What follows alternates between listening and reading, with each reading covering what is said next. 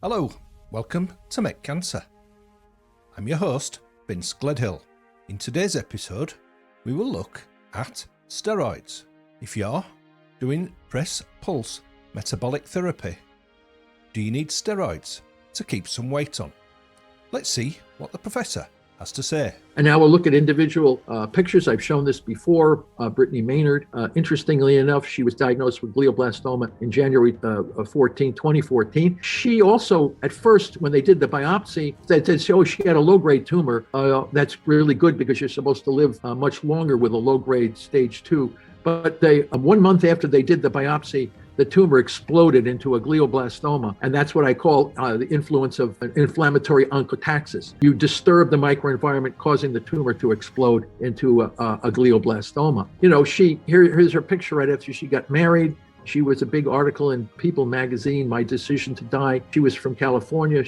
Oregon, the next state up north, has a right to die, death with dignity. So you're allowed to take your own life if you are confronted with a terminal disease like she was with glioblastoma. So here she is before she died, and you can see her face doesn't look like it looks here. This swollenness is from high-dose steroids. It's called moon face. And that's a characteristic that this young lady was given high-dose steroids to try to reduce the inflammation in her brain. And we know that high-dose steroids will increase the level of glucose so that it's actually driving the growth of her tumor in an attempt to reduce the inflammation. And this is another tragic case. Danny Sheehan, he just recently passed away in 2021. He was a young man from here near Boston, and he had a pineoblastoma, which is similar to adult glioblastoma, but it occurs in kids. And he was diagnosed in 2017 with this tumor. And you can see him shortly before he died. His face is completely swollen from the steroids, the high-dose steroids that they gave to this little guy in an attempt to reduce the inflammation. And we know that the high-dose steroids will contribute to the rapid tumor growth.